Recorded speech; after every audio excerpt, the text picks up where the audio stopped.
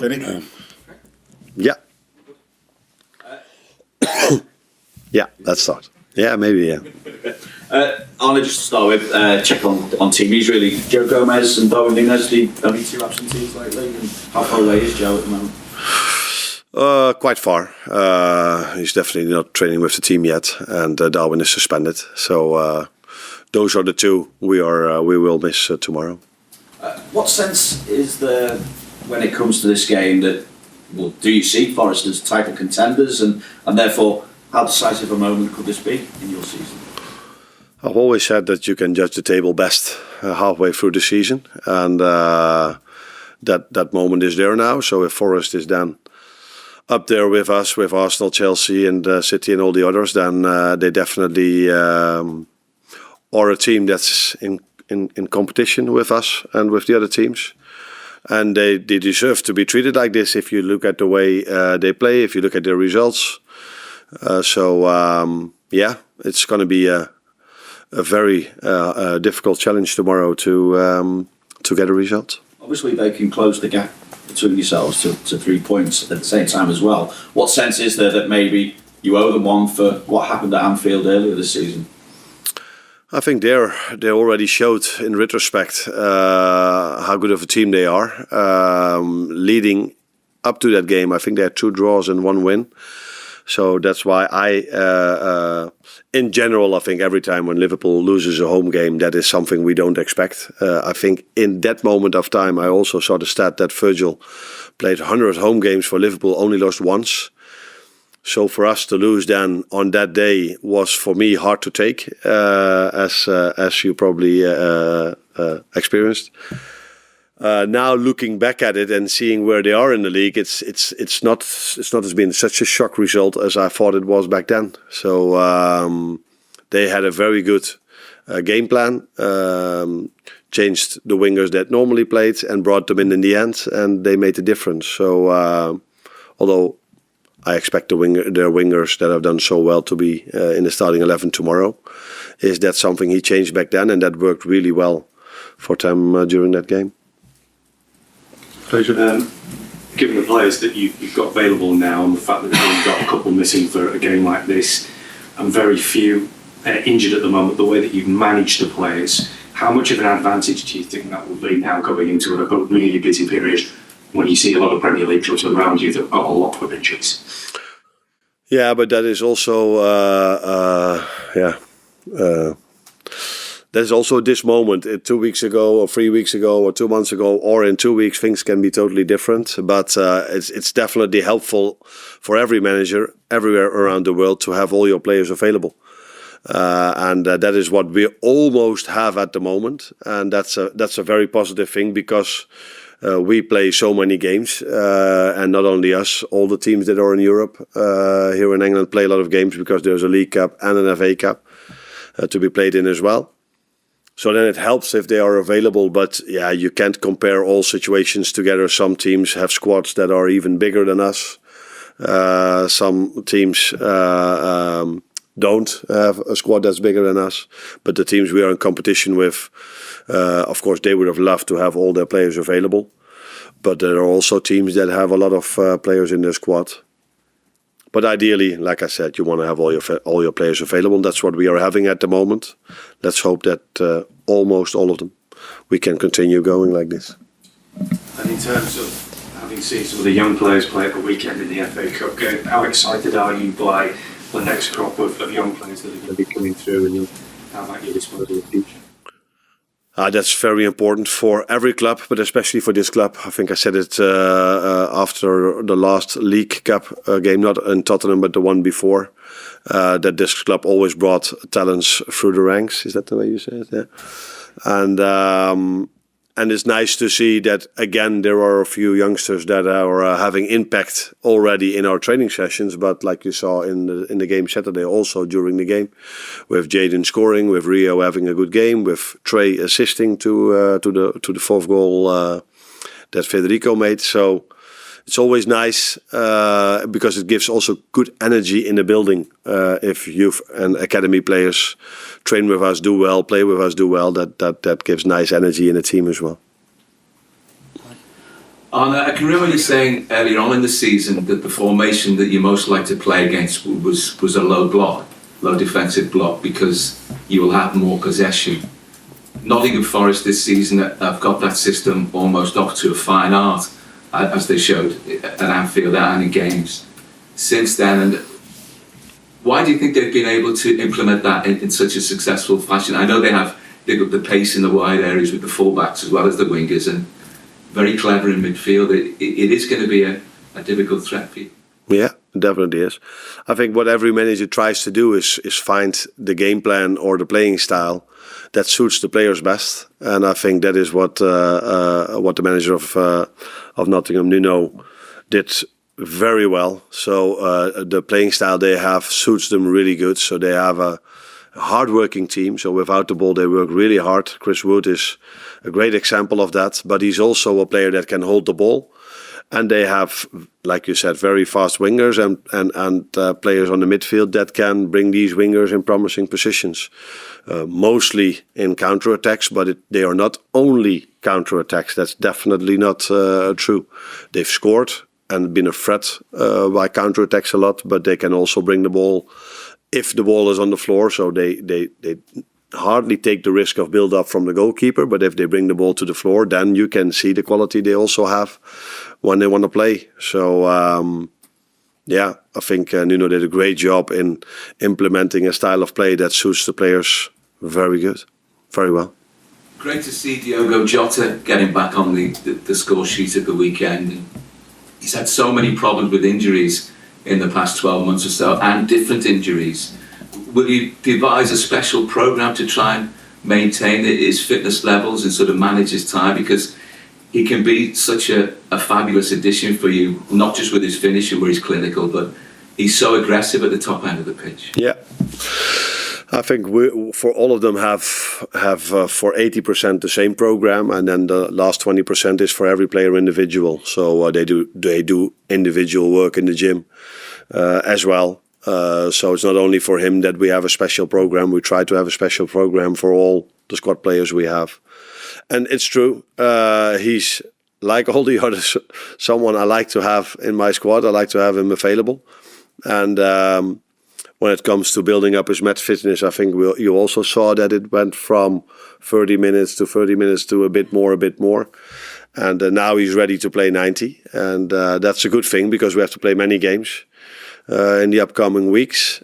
And it's nice to have him available, and hopefully he stays like this for the last 4 or 5 months. Jota also wore the armbands at the weekend.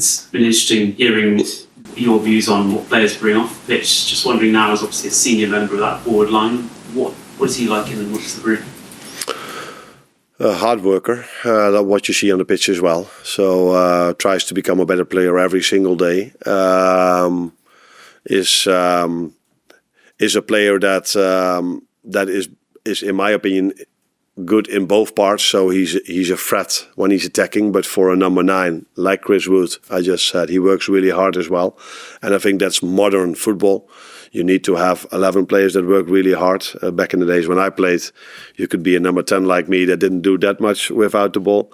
But in modern football, that's impossible if you want to compete. And so Jota is he's an experienced player. So that was also one of the reasons why he wore the armband.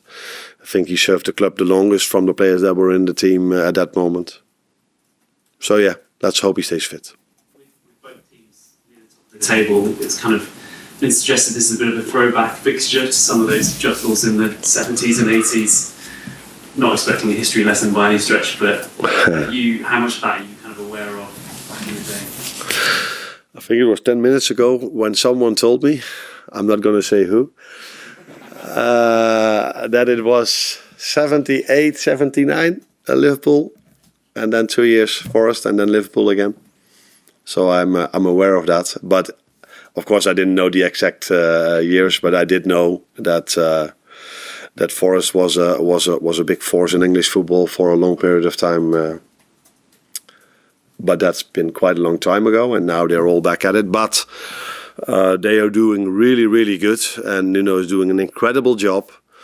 But if you look at the amount of money they've spent, it's not a complete surprise that they do well this season. Carl. Hi. You say you only like to judge the league table or start to judge the league table at the halfway stage. I'm just wondering, as you're new to the league, how do you judge your first half of the season? Yeah, I said you can judge the league table better halfway through the season than after 6, 7, 8, 9 or 10 games. But we also know that in the second half of the season, teams improve for a few reasons. Some teams bring extra players in the January window. In general, it's a good thing, and it should be like this, that if a manager works longer with the team starts to play better.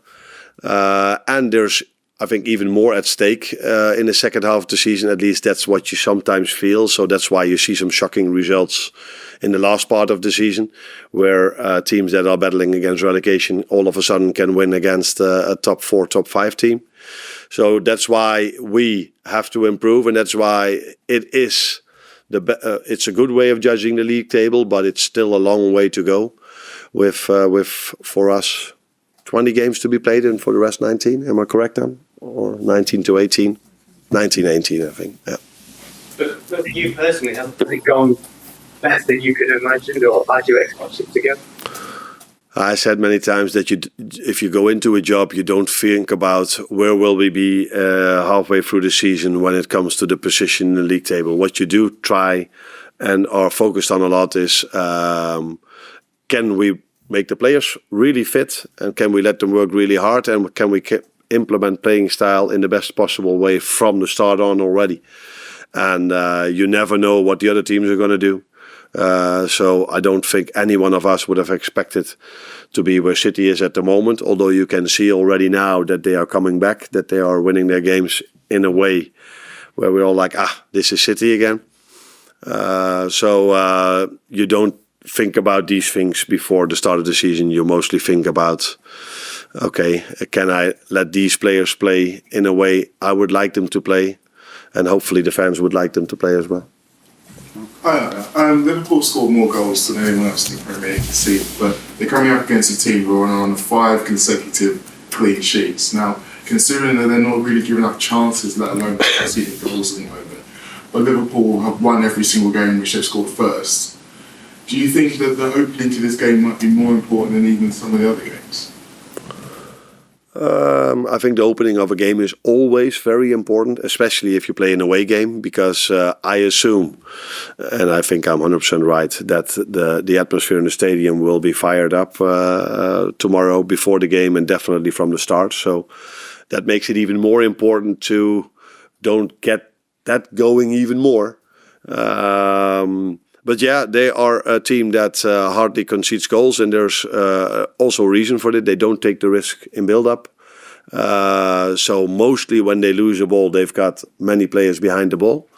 And if they do have to defend, I see 11 players that work really hard to prevent the other teams from scoring. That is something we have in common with Forest, and that's probably also the reason why we are... Did we concede less or just as much? You're about the data? Just a few less. So there's that's probably the main reason why these teams don't concede a lot, because and then they have centre backs that can defend the box really well. So if you bring a lot of crosses in, it's not easy to score against them. We've experienced this at Anfield, because I looked the game back, and they didn't steal anything because we hardly created a chance. And they almost deserved to win, because they made us play a poor game, and they were doing really well in that game. So we know it's going to be tough, not only because we faced them a few months ago, but also we'll see how special of a season it is for them. Arne, you mentioned them very much in the game back from September. What can your team learn from that? What do they need to do differently tomorrow night? I watched it back because I wanted to see what we did back then in terms of tactics and what we could do now. But I assume, but I'm not sure, of course, because I don't make the lineup for Forest. But back then it was already a surprise for us that Hudson-Odoi and Elanga weren't playing. But they are playing so well now that it would again be a surprise to me if they don't start now. And back then they didn't start and they played more with midfielders in these positions. So we have to wait and see. We are prepared for both, of course. But that we have to do better than that game, that is clear. And they have still similar playing style, like we still have the similar playing style. So we have to look into the details what we can do better than that game. Just on Tyler Wendell's come on centre back at Tottenham and played there. He's coming to Nottingham. Just as a testament to his attitude because he hasn't had a lot of football in his position this season. Is that a? He hasn't had a lot of football in his field position. So it's almost a testament to his attitude. Testament means how positive that is from him as a person. Yeah, no, that is clear. So I asked Harvey to come into the room before we played that game because I know Harvey wants to get his chance at the number 10 position. And because of not the injuries we had, but the players we didn't have available, I had to play him from the right. He did that really well, but for Wata, it's the same. But I didn't even invite him in because I know Harvey is also a very good person, but I know what kind of person Wata is. He's just, wherever you play me, I will do my best. Whenever you play me. So if it's 5 minutes before the end, he comes in and gives everything he has. And that might be normal for a lot of fans to hear. But for as long as I'm into football, I've seen players that had to come in 5 minutes before the end also doing different things and showing different attitude than Wata shows. So he's an important part of our team. Every time we need him on the midfield or even now as a centre-back, because I didn't want to bring Ibu in 2 days after he played against United, and then after 20 minutes we already had to make the substitution. And he did really well, Wata, because the moment I took him out of our last line, we conceded. Thank you. Break on stop. You're welcome. Yeah.